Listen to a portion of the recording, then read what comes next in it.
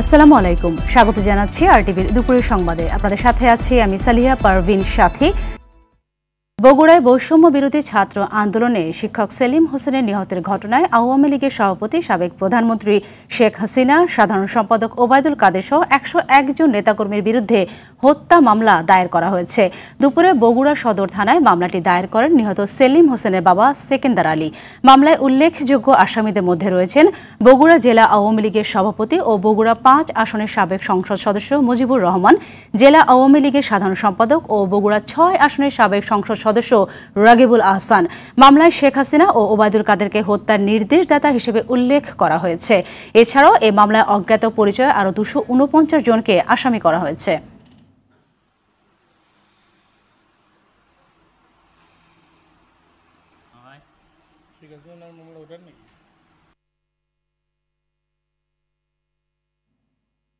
দর্শক, এই বিষয়ে আরো জানাতে বগুড়া থেকে যুক্ত হচ্ছেন সহকর্মী GM সজল। সজল, জানাবেন মামলার পরবর্তী প্রক্রিয়া সম্পর্কে পুলিশ কি বলছে?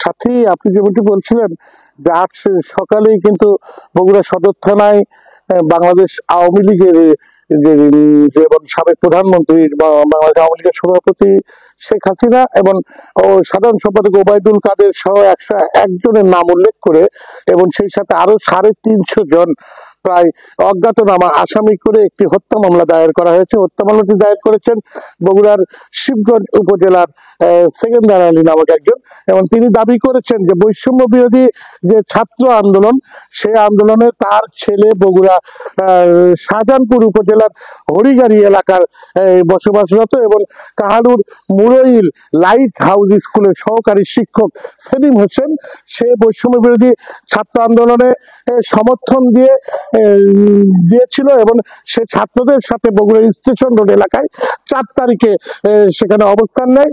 এবং এই সময়ে মামলার এজাহারে যেটি অভিযোগ উল্লেখ করা হয়েছে যে এই সময়ে আওয়ামী লীগের নেতা কর্মীরা তাদের উপর চড়াও হয় এবং তারা তাকে বিভিন্ন ধারালো অস্ত্র দিয়ে সেলিম হোসেনকে কুপিয়ে হত্যা করেছে। এক্ষেত্রে নির্দেশদাতা হিসেবে আওয়ামী লীগের যে সভাপতি শেখ হাসিনা এবং সাধারণ সম্পাদক ওবায়দুল কাদেরকে অভিযুক্ত করেছেন, এবং সেই সাথে বগুড়া জেলা আওয়ামী লীগের সভাপতি, সাবেক সংসদ সদস্য মুজিবুর রহমান মজনু, সাধারণ সম্পাদক রাগিবুল আহসান রিপু ছাড়াও জেলা যুবলীগের যে সভাপতি, সাধারণ সম্পাদক, জেলা ছাত্রলীগের যারা সভাপতি, সাধারণ সম্পাদক, স্বেচ্ছাসেবক লীগের নেতৃবৃন্দ, বিভিন্ন ওয়ার্ডের কাউন্সিলর যারা ছিলেন, যারা এখন পলাতক রয়েছেন, তাদেরকে আসামি করে এই হত্যা মামলাটি দায়ের করা হয়েছে।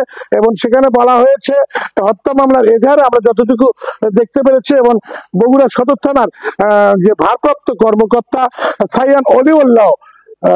সায়ান অলিউল্লাহ উনি আমাদেরকে যেটি জানিয়েছেন যে বিষয়টি মামলাটি আজকে গ্রহণ করা হয়েছে এবং আজকে মামলাটি নথিভুক্ত করা হয়েছে এফআইআর হিসেবে, এবং এরপরে আসামিদেরকে গ্রেপ্তারের জন্য তারা চেষ্টা করছেন এবং অচিরেই আসামিদেরকে তারা আইনের সম্মুখীন করবেন বলে ওসি আমাদেরকে জানিয়েছেন। আর এখন থানাতে বগুড়া সদর থানা, আমি আরেকটু জানি বগুড়া সদর থানা আমি যেখানে দাঁড়িয়ে আছি, এখানে অস্থায়ীভাবে কার্যক্রম পরিচালনা করছে বৈষম্য বিরোধী ছাত্র আন্দোলনে সদর থানার যে মূল ভবনটি সেটি ভস্মীভূত হয়। এরপর থেকে এখানে বগুড়া জেলা গোয়েন্দা কার্যালয়, এবং এখানে কিন্তু সদর থানা পুলিশ কার্যক্রম চলছে এবং পুলিশ বলছে যে তারা আস্তে আস্তে কিন্তু কাজে ফিরেছেন, এবং তারা বলছেন যে আমরা অভিযান দিয়ে ও অচিরেই অভিযান করে এই মামলার যারা আসামি এবং পিটি হত্যার সাথে যারা জড়িত তাদেরকে গ্রেপ্তার করে আইনের কাছে সোপর্দ করব। আর এই ছিল আমার কাছে বগুড়া থেকে সর্বশেষ। সজল, ধন্যবাদ আপনাকে। হত্যা মামলায় গ্রেপ্তার হলেন সেনাবাহিনীর পদ থেকে সদ্য বরখাস্ত major general Ziaul Ahsan. New market থানার একটি হত্যা মামলায় ডিবি হেফাজতে আছেন তিনি। এর আগে গেল ৭ আগস্ট ভোররাতে হযরত শাহজালাল আন্তর্জাতিক বিমানবন্দরের রানওয়ে থেকে বোর্ডিং ব্রিজে ফিরিয়ে এনে তাকে আটক করা হয়েছিল। চাকরি থেকে অব্যাহতি পাওয়া মেজর জেনারেল জিয়াউল আহসান ২০২২ সাল থেকে NTMCর মহাপরিচালক হিসেবে দায়িত্ব পালন করছিলেন। এর আগে তিনি ওই সংস্থার পরিচালকের দায়িত্বে ছিলেন। জিয়াউল আহসান ২০০৯ সালে মেজর থাকাকালে র‍্যাব 2 এর উপ অধিনায়ক হন। ওই বছরই তিনি পদোন্নতি পেয়ে লেফটেন্যান্ট কর্নেল হন এবং র‍্যাব সদর দফতরের গোয়েন্দা শাখার পরিচালকের দায়িত্ব পান।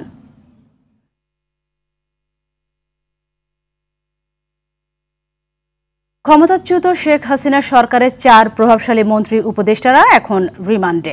মিন্টু রোডে ডিবি কার্যালয়ে রেখে তাদের জিজ্ঞাসাবাদ করছে পুলিশ। নিরাপত্তা বিবেচনায় গতকাল 10 দিনের রিমান্ড মঞ্জুরের পর দ্বাদশ সংসদের সাবেক ডেপুটি স্পিকার শামসুল হক টুকু, সাবেক প্রতিমন্ত্রী জুনায়েদ আহমেদ পলক ও ঢাকা বিশ্ববিদ্যালয় ছাত্রলীগের সাধারণ সম্পাদক তানভীর হাসান সৈকতকে ডিবি কার্যালয়ে নিয়ে আসা হয়। পল্টন থানায় একটি হত্যা মামলায় তাদের 10 দিনের রিমান্ড মঞ্জুর হয়। নিউ মার্কেট থানার আরেক হত্যা মামলায় গত বুধবার থেকে 10 দিনের রিমান্ডে ডিবি কার্যালয়ে পুলিশের হেফাজতে রয়েছে শেখ হাসিনা সরকারের আরেক 2 প্রভাবশালী ব্যক্তি সালমান এফ রহমান ও সাবেক আইনমন্ত্রী আনিসুল হক। পুলিশ জানিয়েছে, ওই হত্যাকাণ্ডে পেছন থেকে কারা কলকাঠি নেড়েছে সেসব বিষয়ে জিজ্ঞাসাবাদ করা হচ্ছে তাদের। জিজ্ঞাসাবাদে আনিসুল হক বলেন, দেশে ছাত্র আন্দোলন শুরু হওয়ার পর তিনি একটি সমাধানের দিকে যাচ্ছিলেন, কিন্তু সাবেক স্বরাষ্ট্রমন্ত্রী আসাদুজ্জামান খান কামাল ও সাবেক সেতু মন্ত্রী ওবায়দুল কাদেরের কারণে সেটা সম্ভব হয়নি। আন্দোলন দমনে তারা খুবই অ্যাগ্রেসিভ ছিলেন। এছাড়া তৎকালীন প্রধানমন্ত্রী শেখ হাসিনাকেও বাস্তবতা বোঝানো যাচ্ছিল না।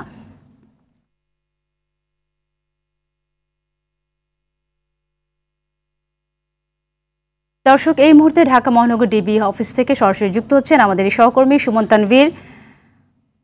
তানভীর, জানাবেন সাবেক সেনা কর্মকর্তা জিয়াউল আহসান ও রিমান্ডে থাকাদের বিষয়ে কি কি তথ্য রয়েছে আপনার কাছে? দেখেন যে গত 3 দিন ধরে শেখ হাসিনার আসলে অপশাসন কিংবা দুঃশাসনের যে 17 বছরের যে মূল আসলে কারিগর ধরা হয় কিংবা তার মূল যারা হাতিয়ার, তাদেরই কিন্তু আমরা দেখছি একে একে আসলে গ্রেপ্তার করা হচ্ছে। যেমন সালমান এফ রহমান, আনিসুল হক, তারপরে আমরা দেখলাম গতকাল পলক। আজকে যাকে গ্রেপ্তার করা হলো এই মেজর জেনারেল জিয়াউল হাসান, আপনি সংবাদেই কিন্তু তার আসলে পরিচয় দিচ্ছিলেন, কিন্তু তিনি যে দায়িত্বে ছিলেন তার বিরুদ্ধে এই আন্দোলনে সর্বশেষ যে অভিযোগটি সবচেয়ে বেশি বড় করে দেখা হচ্ছিল, যে এই যে ইন্টারনেট দীর্ঘদিন বন্ধ ছিল, সেই ইন্টারনেট বন্ধের যে কয়েকটি সংস্থা আসলে সরাসরি বলেছিল যে ইন্টারনেট বন্ধ করে দেওয়া হোক, তার ভিতরে কিন্তু তিনি একজন অন্যতম। অর্থাৎ তিনি বলেছিলেন যে ইন্টারনেটটি যেন বন্ধ থাকে। তো আমাদের মনে হচ্ছে যে সেই বিষয়টি আসলে দেখা হবে। সেই সঙ্গে আসলে আপনি যে পরিচয়টি তিনি তাকে দিচ্ছিলেন, যে র্যাব সদর দপ্তরের কিন্তু আসলে গোয়েন্দা শাখার প্রধান হিসেবে তিনি দায়িত্ব পালন করছেন। এবং এই যে সবচেয়ে বেশি যে কথাগুলো বলা হয়, গুম খুনের কথা, কত মানুষকে গুম করা হয়েছে, আমরা এখনো সেগুলো কিন্তু কাভার করছি। যে এখন পর্যন্ত এনজিওর হিসাব অনুযায়ী প্রায় 150-র বেশি মানুষ কিন্তু এখন পর্যন্ত গুম আছে। পুরা এই 17 বছরে এনজিওরা হিসাব করেছে প্রায় 700-র বেশি মানুষ গুম হয়েছে।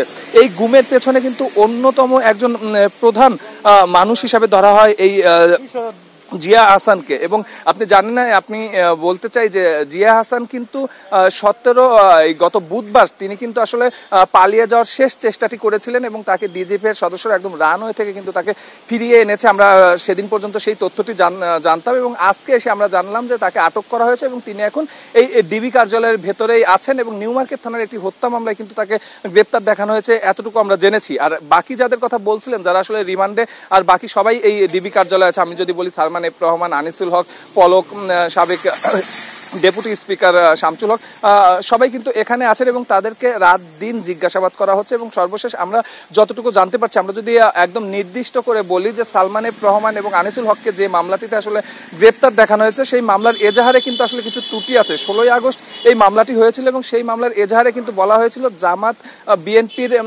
যারা কর্মী আছে তাদের আঘাতে আসলে ওই ব্যক্তি নিহত হন। কিন্তু যেহেতু সালমান এফ রহমান এবং আনিসুল হককে এখানে গ্রেপ্তার দেখানো হয়েছে এবং তারা কেউ জামাত বিএনপির সদস্য না, সেই জায়গা থেকে আমরা এখন পর্যন্ত যেটি শুনতে পেরেছি, এখন এজাহার পরিবর্তনের একটি কথা হচ্ছে, যে বাদী আসলে সেই বাদী কিন্তু এখন এই ডিবির ভেতরেই অবস্থান করছেন এবং তাকে বলা হচ্ছে যে এজাহারটি পরিবর্তন কিংবা এই ধরনের কথাবার্তা হচ্ছে। এবং আপনি সংবাদে জানাচ্ছিলেন যে তারা প্রাথমিকভাবে আজকে যেহেতু দ্বিতীয় দিন যাচ্ছে, তাদের প্রথম দিনই কিন্তু তারা বলেছে যে এই যে সহিংস ঘটনা ঘটেছে, এই আন্দোলন ঘিরে অনেকে মারা গিয়েছে, সেই ঘটনায় তাদের কোনো সম্পৃক্ততা ছিল না। তারা শান্তিপূর্ণভাবে চেয়েছিলেন সমাধান, কিন্তু সাবেক সাধারণ সম্পাদক এবং সাবেক স্বরাষ্ট্রমন্ত্রীর কারণে তারা কিন্তু সেটি সম্ভবপর করতে পারেননি। তো এই ছিল আসলে এখন পর্যন্ত ডিবি কার্যালয়ের সামনে থেকে আমার কাছে সর্বশেষ। ধন্যবাদ আপনাকে। 15 আগস্ট ঘিরে অনাকাঙ্ক্ষিত ঘটনাগুলো বৈষম্য বিরোধী ছাত্র আন্দোলনের কর্মসূচির অংশ নয় বলে জানিয়েছেন সংগঠনটির সমন্বয়ক সার্জিস আলম।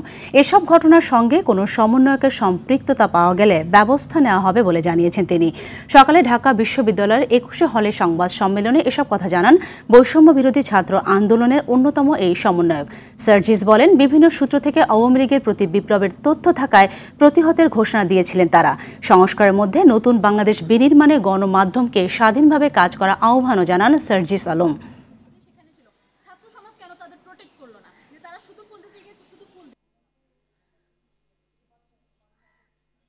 15ই আগস্টের শোক প্রকাশে যারা ওইখানে একটি ফুল নিয়ে গিয়েছিল, তিনি যদি ওই রাজনৈতিক আদর্শে বিশ্বাস করেন, তিনি সেখানে ফুলটি নিয়ে যেতে পারেন, আমরা তাকে বাধা দিতে পারি না। রাজনৈতিক প্রতিহিংসাকে বাস্তবায়ন করার জন্য এই কাজগুলো করেন, এগুলো আমরা আমাদের জায়গা থেকে কখনোই সমর্থন করি না। আপনি যদি দায় দিতে চান, দায় আমাদের সবাইকে নিতে হবে। তারা দেশ ছেড়ে পালিয়েছে, তাদেরকে মামলা দেওয়া হয়েছে, এই যে ঘটনাগুলো হয়েছে, এটার জন্য কি এখন আমরা শোক পালন করব? যদি এটার জন্য না করি, 15ই আগস্ট 1975 জন্য আমরা শোক পালন করব না। কারণ কি? কারণ ওই 72 থেকে 75 ঘটনা যদি দেখেন, তখন স্বৈরাচার বা ফ্যাসিস্টের চরম একটি মাত্রা ছিল। ইতিহাস ঘাটলে আমরা এটি দেখতে পাই। ভারতে বসে শেখ হাসিনা যে চক্রান্ত করছেন তা প্রতিহত করতে দেশবাসীকে আহ্বান জানিয়েছেন বিএনপি মহাসচিব মির্জা ফখরুল ইসলাম আলমগীর। ধৈর্য ধরার কথা জানিয়ে নেতাকর্মীদের উদ্দেশ্যে ফখরুল বলেন, অধিকার প্রতিষ্ঠায় আরও যুদ্ধ করতে হবে। ফ্যাসিবাদ গেলেও তাদের দোসররা ঘাপটি মেরে আছে মন্তব্য করে সবাইকে সতর্ক করেন বিএনপি মহাসচিব। নয়াপল্টনে দলীয় কার্যালয়ে চেয়ারপারসন বেগম খালেদা জিয়ার সুস্থতা কামনা, দোয়া ও মিলাদ মাহফিলে এসব কথা বলেন তিনি।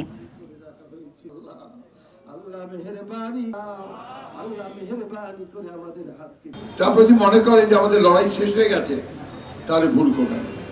এখন অত্যন্ত একটা ভাসমান অবস্থা আছে। যে কোনো মুহূর্তে ভারত যিনি বসে আছেন শেখ হাসিনা, তিনি তার সুযোগ গ্রহণ করতে পারেন এবং চক্রান্ত শুরু করেছেন। সেই চক্রান্তকে প্রতিরোধ করাই এখন আমাদের কাজ। এই যে আপনার কমিউনালিজমের কথা বলছে না, সাম্প্রদায়িকতা, সংখ্যালঘু সম্প্রদায়ের উপর অত্যাচার, এসব কথা বলছে না ওরা, এটাও তাদের একটা চক্রান্ত। এই কথা বলে ধোয়া তুলে তারা আরেকটা ঝামেলা করতে চায়। আপনাদের দায়িত্ব হচ্ছে যে নিজ নিজ এলাকায়, প্রত্যেকটি এলাকায় নিজেদেরকে ব্রিগেড তৈরি করবেন, শান্তি ব্রিগেড। শান্তি ব্রিগেড করে পাহারা দেবেন সমস্ত সংখ্যালঘুদের উপাসনালয়, মন্দির, গির্জা, এই সমস্ত পাহারা দেবেন। 5 আগস্ট শেখ হাসিনা পদত্যাগের আগ মুহূর্তে সর্বোচ্চ বল প্রয়োগ করে ছাত্র জনতাকে হত্যা করে পুলিশ। রাজধানী যাত্রাবাড়ির পাশাপাশি এদিন ঢাকা মেডিকেল কলেজ হাসপাতালের পেছনে চানখারপুলে এমন ভয়াবহ হত্যাকাণ্ড চালাতে দেখা যায় পুলিশকে। বৈষম্য বিরোধী ছাত্রদের মার্চ টু ঢাকা কর্মসূচি ঠেকাতে গুলি চালায় পুলিশ। এয়ার বাদলের রিপোর্ট।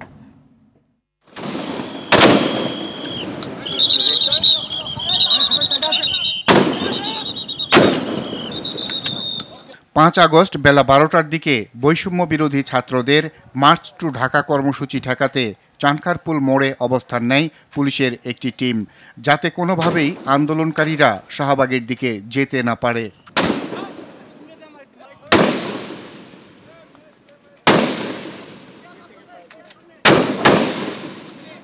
সেখানে পুলিশের ঊর্ধ্বতন এক কর্মকর্তার নির্দেশে পুলিশের 4টি বিশেষ দলকে দেখা যায়।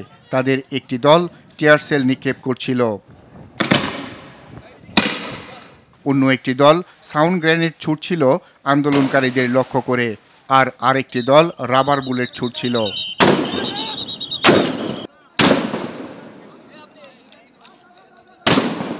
কিন্তু এই টিমে আরও কিছু পুলিশ সদস্য ছিল যাদের হাতে চাইনিজ রাইফেল। এদের দেখা যায় তাজা বুলেট রাইফেলে লোড করতে। ঊর্ধ্বতন সেই কর্মকর্তা নির্দেশ দিচ্ছিলেন শিক্ষার্থীদের উপর গুলি চালাতে।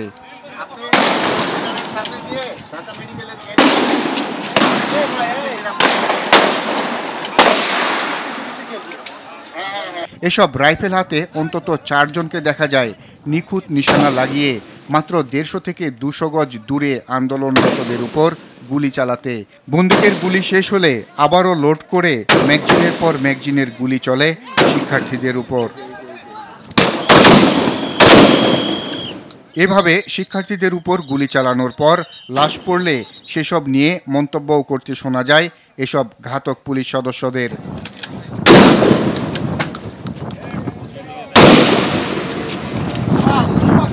গুলিতে লুটিয়ে পড়া ছাত্র জনতাকে ধরাধরি করে হাসপাতালের দিকে নিতে দেখা যায়। এই সময় ঢাকা মেডিকেলে গিয়ে দেখা যায় লাশের সারি।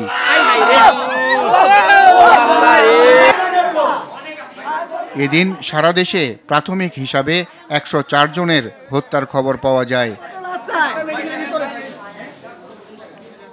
AR বাদল, RTV, ঢাকা। আজ শপথ নিচ্ছেন অন্তর্বর্তীকালীন সরকারের 4 উপদেষ্টা। বিকেলে বঙ্গভবনে এই শপথ অনুষ্ঠানের কথা রয়েছে। নতুন উপদেষ্টাদের মধ্যে সাবেক মন্ত্রী পরিষদ সচিব আলী ইমাম মজুমদার, অর্থনীতিবিদ ওয়াহিদ উদ্দিন মাহমুদ, সাবেক সচিব মোহাম্মদ ফাউজুল কবির খান ও বাংলাদেশ রাইফেলসের সাবেক মহাপরিচালক লেফটেন্যান্ট জেনারেল অবসরপ্রাপ্ত জাহাঙ্গীর আলমও রয়েছেন। রাষ্ট্রপতি মোহাম্মদ শাহাবুদ্দিন তাদের শপথ পাঠ করাবেন। প্রধান উপদেষ্টা ডক্টর মোহাম্মদ ইউনূস সহ অন্যান্য উপদেষ্টারা অনুষ্ঠানে উপস্থিত থাকবেন। এর আগে শপথ গ্রহণ করেন অন্তর্বর্তী সরকারের 17 উপদেষ্টা।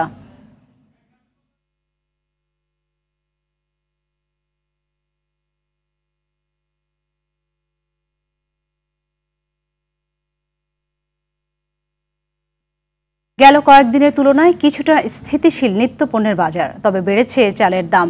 মিনিকেট ও আটাশ চাল কেজিতে বেড়েছে 3 থেকে 4 টাকা। আলু ও পেঁয়াজে আগের দামে থাকলেও ঝাঁঝ বেড়েছে কাঁচা মরিচের। এদিকে মুরগির দাম বেশি রাখা ও মৃত মুরগি বিক্রির দায়ে 50,000 টাকা জরিমানা ও আটক করা হয়েছে কারওয়ান বাজারের এক বিক্রেতাকে। আরও জানাচ্ছেন বিপুল দেব রায়। আবারও বেড়েছে কাঁচামরিচের ঝাঁঝ। দাম কমার সপ্তাহ ঘুরতে না ঘুরতে প্রতি কেজি মরিচ আবারও 350 থেকে 400 টাকায় বিক্রি হচ্ছে কারওয়ান বাজারে। ক্রেতা ও বিক্রেতারা বলছে, বাজারে বেশিরভাগ নিত্যপণ্যের দাম গেল কয়েকদিনে কিছুটা কমলেও আবারও বাড়তে শুরু করেছে। কাঁচামরিচ আজকে বিক্রি করতেছি আমরা 320 টাকা, আমার কিনা 1600 টাকা পাল্লা, তাহলে খুচরা বিক্রি হচ্ছে 350 টাকা। বাইরে তো বলতেছে কম কম কম, আমরা তো বাজারে এসে কম পাচ্ছি না। আলু, পেঁয়াজ ও সবজির দাম কম থাকলেও বেড়েছে চাল ও মাছের দাম। রুই মাছ 400 টাকা কেজি, যেটা এর আগে 350 টাকা কেজিতে আমরা কিনতে পারতাম। বাজারে যেটা কমেছে সেটা মিডিয়াতে কমেছে আপনাদের, কিন্তু ইন রিয়েল প্র্যাকটিসে বাজারের কোনো কিছুই কমে নাই। সরকার পতন হওয়ার পরে চালের দামটা বৃদ্ধি হয়ে গেছে। যে 28 ছিল 52 টাকা, ওটা এখন 54 থেকে 55 টাকা পাইকারি আমরা কিনতে হচ্ছে। মিনিকেট ছিল 60-62, ওটা এখন 66 থেকে 80 টাকা। এদিকে কারওয়ান বাজারে ভোক্তা অধিদপ্তরের সাথে বাজার তদারকিতে নামে শিক্ষার্থীরা। এই সময় মেসার্স আল্লাহদার নামে এক মুরগির দোকানে মৃত মুরগি বিক্রির দায়ে 50,000 টাকা জরিমানা ও দোষীদের পুলিশের হাতে তুলে দেওয়া হয়। তারা স্বীকার করলো যে এগুলো হচ্ছে মরা মুরগিগুলো তারা ফ্রিজে কেটে সংরক্ষণ করে রাখে, প্রসেস করে বিভিন্ন জায়গায় হচ্ছে সাপ্লাই করছে। ওনারা বলতেছে চারুলতা এবং স্বপ্নিল দুইটা রেস্টুরেন্টে ওনারা প্রসেস মুরগি দেয়। আপনারা কি বলবেন যে আপনারা এখনো মরা মুরগিটা বিক্রি করতেছেন না? এটা কি কমে বিক্রি করতেছেন? আমাদের কাছে সম্পূর্ণ প্রুফ আছে। ভোক্তা অধিদপ্তরের সহকারী পরিচালক আব্দুল জব্বার মণ্ডল জানান, ভোক্তাদের সঙ্গে প্রতারণা করলে কঠোর ব্যবস্থা নেওয়া হবে। জরিমানা আরোপ করা হয়েছে এবং ব্যবসা কার্যক্রম সাময়িকভাবে বন্ধ রাখার নির্দেশনা দেওয়া হয়েছে। প্রচলিত যে অন্যান্য ধারা বা অন্যান্য আইন আছে, সেই আইনেও তার নামে মামলা হবে। শিক্ষার্থীদের সঙ্গে নিয়ে শনিবারও বাজারে অভিযান করা হবে বলে জানিয়েছে ভোক্তা সংরক্ষণ অধিদপ্তর। বিপুল Debrai, RTV, Dhaka. National life insurance আন্তর্জাতিক সংবাদ। বৈষম্য বিরোধী ছাত্র আন্দোলনের তীব্র আন্দোলনের মুখে শেখ হাসিনার সরকারের পতন ঘটে। ছাত্রদের এই আন্দোলনের সাফল্যের পর পাকিস্তানেও শুরু হয়েছে ছাত্র আন্দোলন। পাকিস্তানের সাবেক প্রধানমন্ত্রী ইমরান খানের মুক্তির দাবিতে বিক্ষোভের ডাক দিয়েছেন দেশটির শিক্ষার্থীরা। এই আন্দোলন বাংলাদেশ ছাত্র আন্দোলন থেকে অনুপ্রাণিত বলে মনে করছে দেশটির সংবাদ মাধ্যম। এদিকে 2 দিন ধরে চলছে বাংলাদেশের পার্শ্ববর্তী ভারতের কলকাতায় নারীদের আন্দোলন। বিস্তারিত শাহাদাত শাওনের রিপোর্টে। পাকিস্তানে আন্দোলনের ডাক দিয়েছে দেশটির শিক্ষার্থীরা। দেশের সংবিধান পুনরুদ্ধার এবং ছাত্র সংঘগুলোকে উজ্জীবিত করার লক্ষ্যে প্রধান বিরোধী দল পাকিস্তান তেহরিক ইনসাফের ছাত্র শাখা এ আন্দোলনের ডাক দেয়। পাকিস্তানের সাবেক প্রধানমন্ত্রী ইমরান খানকে আগামী 30 আগস্টের মধ্যে মুক্তি দিতে বর্তমান সরকারকে আলটিমেটাম দিয়েছে পাকিস্তান স্টুডেন্ট ফেডারেশন। সম্প্রতি বাংলাদেশে বৈষম্য বিরোধী ছাত্র আন্দোলনের নেতৃত্বে শেখ হাসিনা সরকারের পতন হয়। পাকিস্তানের স্থানীয় সংবাদ মাধ্যম ডন বলছে, শেখ হাসিনা সরকারের পতন ঘটানো বাংলাদেশি ছাত্রদের আন্দোলনে প্রভাবিত হয়ে স্টুডেন্ট ফেডারেশন বিক্ষোভের ডাক দেয়। এদিকে ভারতের পশ্চিমবঙ্গে ব্যাপকভাবে ছড়িয়ে পড়েছে ছাত্র আন্দোলন। কলকাতার মাল্টি সুপার স্পেশালিটি হাসপাতাল আরজি করের এক ইন্টার্ন চিকিৎসক ধর্ষণ ও খুনের ঘটনা সামনে আসার পর ফুঁসে ওঠে শিক্ষার্থীরা। হত্যার সঙ্গে জড়িতদের বিচারের দাবিতে প্রথমে কলকাতায় আন্দোলন শুরু হলেও এখন তা ছড়িয়ে পড়েছে রাজ্য জুড়ে। শাহাদাত শাওন, RTV। খেলার খবর। ব্যর্থতার বৃত্তে ঘুরপাক খাচ্ছে বাংলাদেশে অলিম্পিক যাত্রা। 40 বছরের সাফল্য তো দূরের কথা, বিশ্ব অলিম্পিক অ্যাসোসিয়েশনের দয়া দাক্ষিণ্যের উপর ভর করে মিলছে বাংলাদেশের অংশগ্রহণ। দূরদর্শিতার অভাব, অযোগ্যদের ক্রীড়াঙ্গনে প্রভাব বিস্তার ও সরকারি পৃষ্ঠপোষকতার ঘাটতিকেই প্রধান কারণ হিসেবে দেখছেন ক্রীড়াবিদ ও সংশ্লিষ্টরা। বিস্তারিত মাহফুজুল ইসলামের রিপোর্টে। বরাবরের মতোই আরও এক ব্যর্থ অলিম্পিক।